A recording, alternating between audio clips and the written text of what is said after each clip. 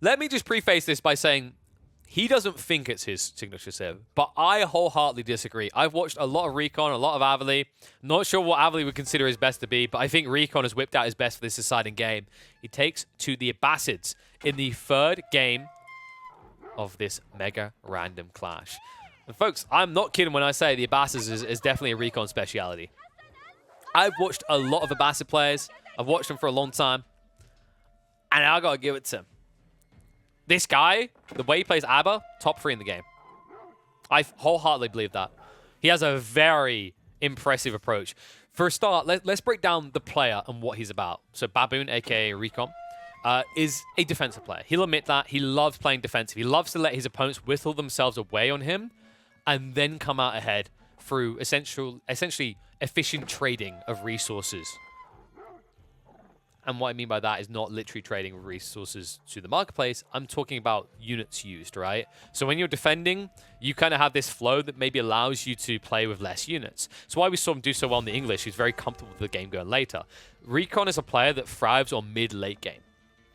The Abbasids is all about that notion, right? Multiple TCs, let your opponent come to you, you just stay and you bulk up.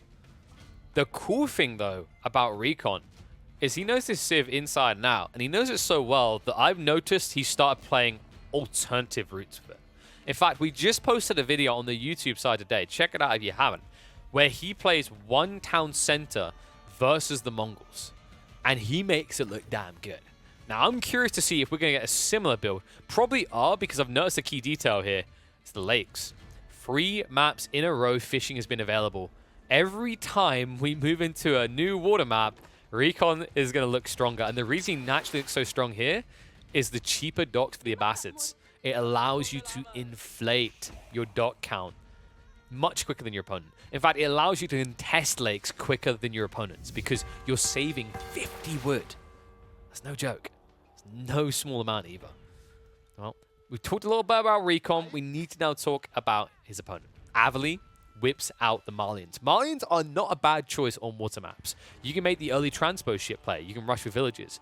But this play, in my opinion, is slightly weaker when you're playing in the Peace Tree format, right? Because you can't instantly commit to a dock and build a transport ship. You're going to have to slightly delay yourself. And it looks like Avali has done exactly that.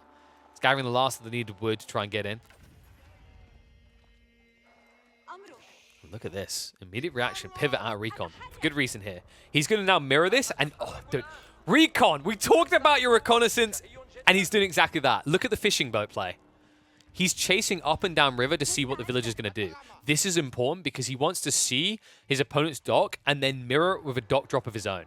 And what he'll do afterwards is he'll look for the emplacement upgrades. Because something pretty crafty that the Abbasids can do is they can get cheaper upgrades with these emplacements. The reason they're able to do this, by the way, is because of the tech they have. If they don't take the eco wing like most players do, they can go for the tech wing instead, the culture wing, which reduces the cost by 30%. This wing right here. Why is that important? Well, preservation of knowledge actually works on the emplacements you put on docks. It allows you to spam docks up the wazoo like you're doing an outpost rush and upgrade them much cheaper than your opponent would be able to. And that's why you now see the rush out Avali. It's too late. He's like, oh, this feels a little bit familiar. Didn't we have this situation in game 1? Yeah, but in game 1, he's still got that dock up, and he's going to do it again here. No way he's going to be able to stop Recon from completing that, and Recon will even be able to walk away. Now, keep in mind, if you do go for the culture wing, and you do go for the emplacements, that doesn't work against villagers, which are assaulting you right now. So they will eventually become a problem here. Now, Recon, he could look to just pull 2 villages of his own, considering there's already damage on one of the Malian villages, and that would push him away. I'm a big fan of that play, by the way, because you're not losing anything, right? Your opponent has 2 idle villages here. You'd be idling 2. But it might be that Recon's just confident that this dock will not die fast enough to 2 villages. And I think he might be right. And a play far, far away here by Avali. I just noticed this. The pit mine got dropped on the other side of the map. Something that's beneficial, I guess, to the Malians in Mega Random, right? Is you can end up with a villager nowhere near where both players are going to be. So you just get a free drop here that will never be removed. Nice little play there. A very important one as well when you look at the generation on the gold veins. Like, they would have been forward of his base, would have exposed him a little. And looks like we just got confirmation. Recon's not making the play for Culture Wing. It actually is just going to be your standardized Eco Wing. That works fine as well. You know, sure, he's not going to have the emplacements, but what he does have is 2 docks to the 1. Interestingly enough to me is the detail that Avali hasn't built a transport ship yet. Just 2 villages alone could do decent harassment damage on the fishing, especially considering you haven't really used them for anything else. So far, your villagers have just been kind of trying to torch your dock pointlessly. Man, I don't even like the fact that he's actually fishing north side here. It's a lot further away, right? Feels like it. There's that villager pull we talked about. Outpost immediately afterwards. Recon says, why do I need cheaper emplacements when I can just outpost rush like the good old days?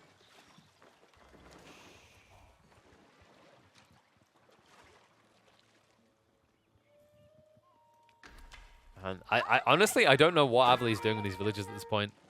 He doesn't, I get it. He doesn't want the outpost to go up, but unless you pull more villages, this doesn't work. And, oh, barely doesn't lose that villi.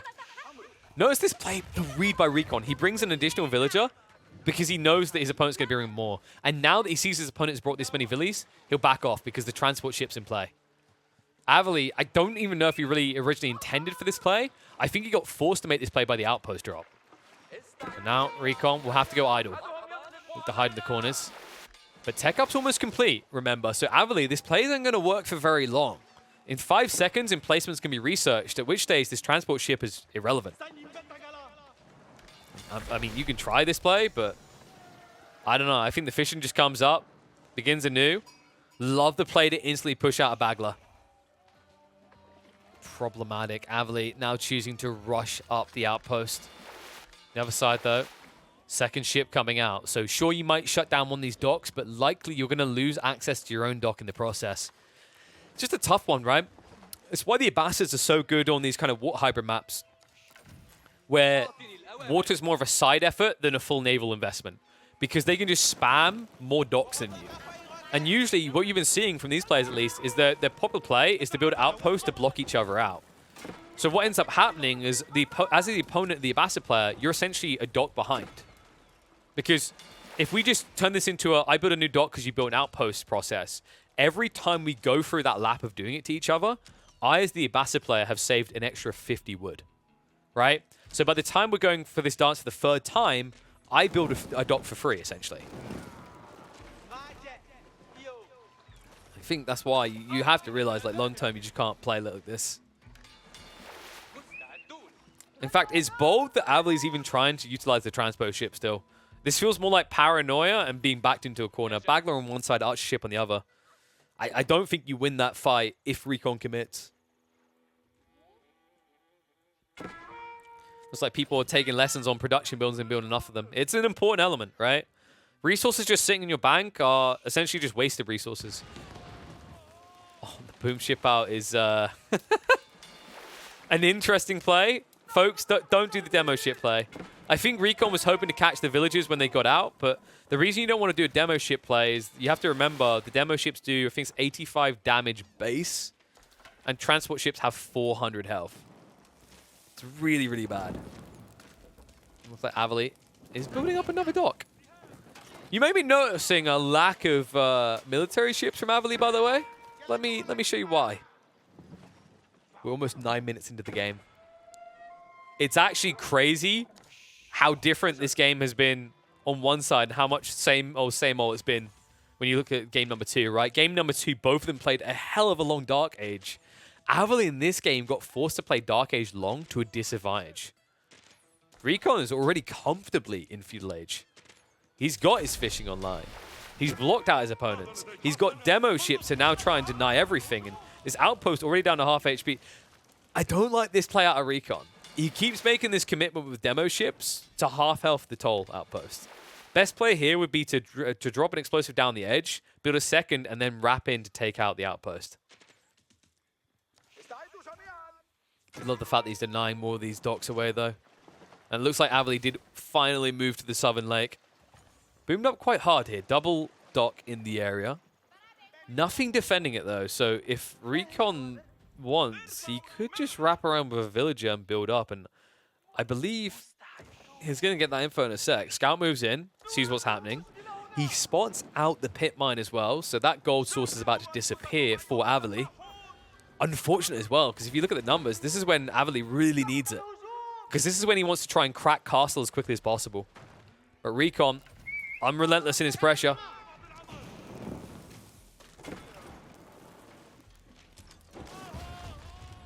Was it relentless? Relentless. Unrelentless would be the opposite. My word today. What a play with the villagers, though. 9 brought out here. Most players, Avali, in fact, being jumped, would be screaming that if he got told to make this type of play. The explosive Dow timing was perfect. Not a millisecond wasted. It looked like Recon triggered that boom a little bit too early, but no. And now his own dot prevents him from returning the favor. No replay of game 1 for Avali. This time, Recon values his villagers as the Civ that usually doesn't. That's a full dockside to himself now. Eco count, he has to be a clear lead at this stage. Yeah, so Avali, he's only 1 fishing boat behind, surprisingly enough. But keep in mind, long-term, Recon is 10 times better off here. And yeah, people clocking in about the Recon demo ship detail. I think it's because, if I recall correctly, there's a very small delay between when the boom goes off and when the damage instance gets checked. And he manipulated that so he could perfectly time it so that the tower disappeared and the villagers were just standing outside next to it. It was brilliantly played. But something that could still be brilliantly played for Avali is a land assault. He's building up into the Frimba garrison. Recon is saving up, but he's going to be heavily delayed in his tech up timing here. This is a dangerous time to be playing against the Malians. We've seen time and time again, this time with the Frimba garrison, essentially turning them into the quintessential Zerg Civ in the game.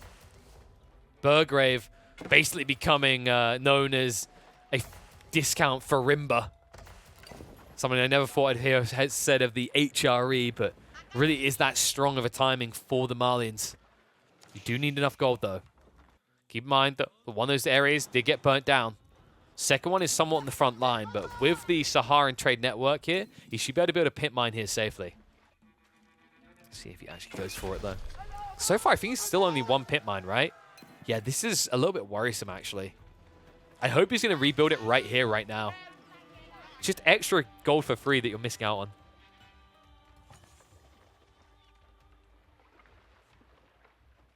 We'll see what Recon's play is going to be. Looks like he's hoarding up the gold. He did go for a secondary TC, so a little bit surprised at how late he goes back for this play. But he did have a lot of villagers idling, right? So he probably felt like he was eco-inefficient, so he needed that extra leg up. This should give him that. Really needs to catch up. I'm a little bit worried that Avali's timing should be pretty lethal. Wait. What? What? Where are the troops?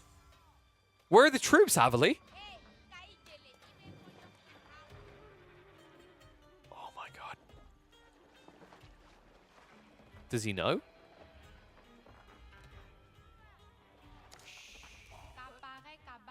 I'm pretty sure that, if I recall correctly, this is not efficient, right? Upgrading your techs in the Frimba is inefficient from what I can recall. My brain feels a little bit foggy today, but I'm pretty sure you don't actually save that much time on vetting everyone up here versus pushing them out initially. It's also just better to push out a few units before you vet them up. Because right now you have no standing army. It just makes it even harder to overcome a numerical advantage that Recon has. And just feels like the window's been missed now completely, actually, by Avali. I don't really feel very good about this Frimba play anymore. Now, he did lack the pit mine passive gold, but folks, this guy pulled 20 villagers onto gold. And it still wasn't enough to get him an army fast. Very worrisome. Very, very worrisome. I mean, he's went for Donzos here. So it must have been the horseman he saw. So Recon just once again forcing Avali to dance to his tune, really. Last game, it was all about map presence. Now it's about unit comp. Problematic. Donzo's not really something you see often. And, I was very perplexed when I saw the upgrade in the Donzos initially, because even if he's building horsemen, the fact you have to go for Donzo over Musafadi, you don't win with those, right? Because if you play into spears, The Abbasid spears will massacre you. Sure, you get to hurl a javelin at the beginning of battle, but the Abbasids can fight with double the amount of spears due to the phalanx allowing them to reach over their front line. So will they snipe out the vision, but nice defense coming out with the Dow ship there, so lack of ability for Avali to push in still. Not using the stealth either. Not that we're doing much good to try and sneak close to the dock in this situation. Recon. Extensive eco lead. Now up 16. Commitment comes out from Avali. Onto the dock to try and deny it. One archer ship should not be enough to block this. Second one is, however, on the way. So although Recon's going to lose one of the docks, remember he does have that secondary one, and with 2 archer ships here, it should be difficult for Avali to commit to burning that one down as well. In fact, just look at the heavy damage done here. Remember, behind this, Recon is prepping on land, right? No pressure on him, taking his time. He has now upgraded into vet archers. Makes sense. The archers are meant to counter everything that Avali is doing right now. Both of his units are classified as light melee infantry, which is what the archers get bonus damage against.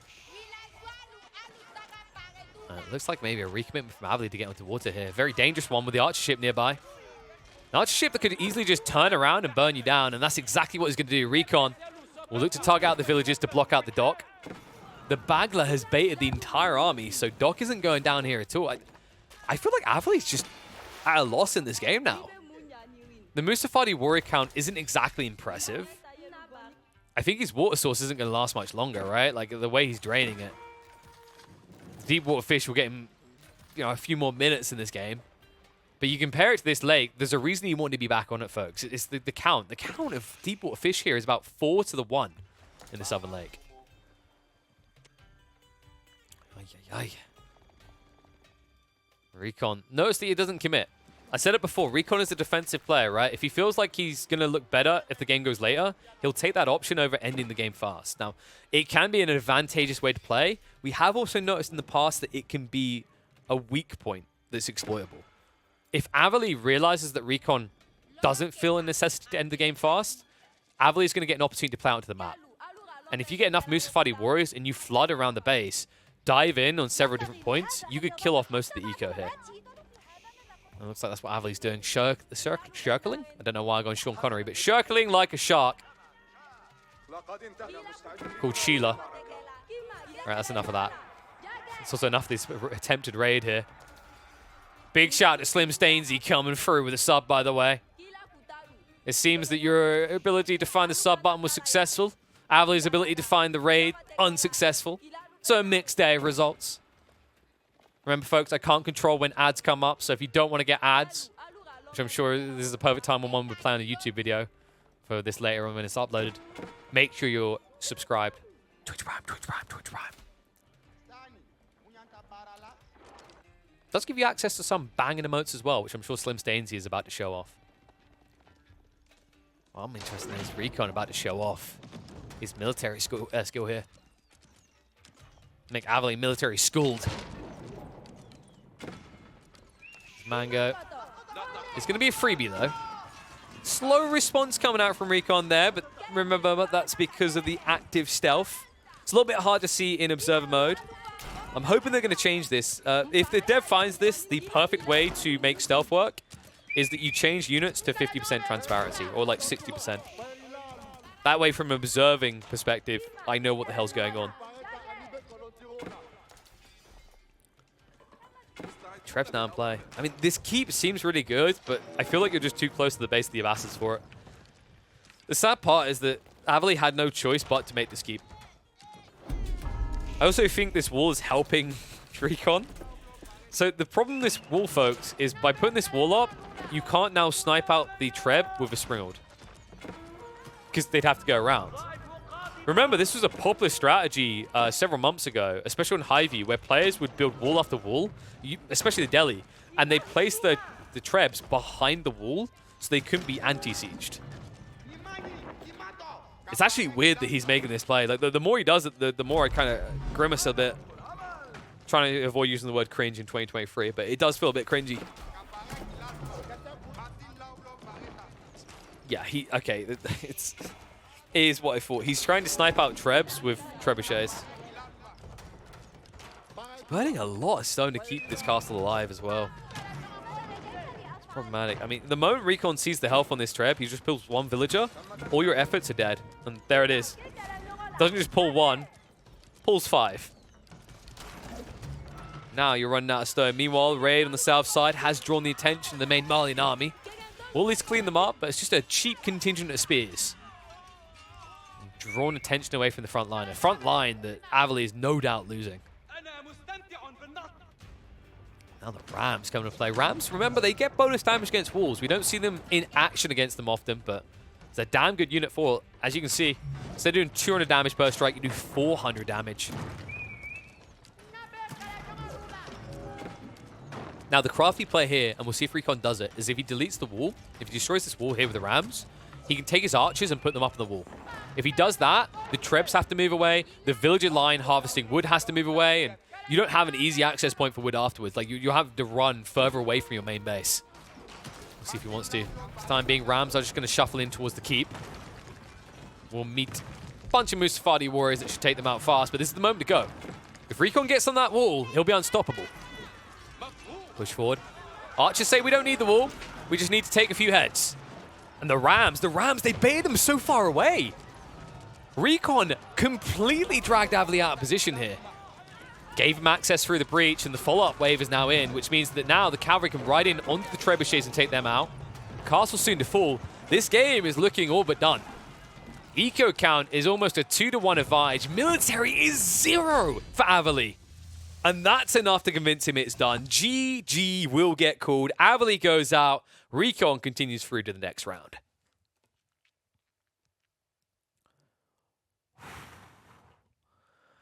My boy. My crafty little boy. Okay, I probably shouldn't call him my little boy. But he's a crafty little bugger, that's for sure. One play out of Recon there. So the understanding of how to manipulate the water was really good. And we talked about that quite a lot. But in that final fight, like, the value that he got at Rams was insanely high. The way he managed to actually breach the wall and then drew the attention of the army away meant that the Trebs were always going to have to be forfeited. And he essentially stretched the line out so that Avali would be clashing at a disadvantage due to his own defenses, right? The walls being up meant that his Musafadi warriors couldn't even spread out and attack instantly. It meant that the archers were able to whittle away at them, which is really important because, you know, if you are able to get close to equal numbers of Musafadi warriors to archers, funnily enough, Musafadi warriors win because they're able to gap close and their base damage is so high. Of course, in this situation, we know Recon has a clear military lead, so he doesn't have to necessarily worry about that. But from his perspective, he doesn't know that. So he plays as if there is a risk that there's a huge wave of Musafadi warriors behind this, and ensures that the way he plays it, even if the count is the same as his archers, he will come out winning.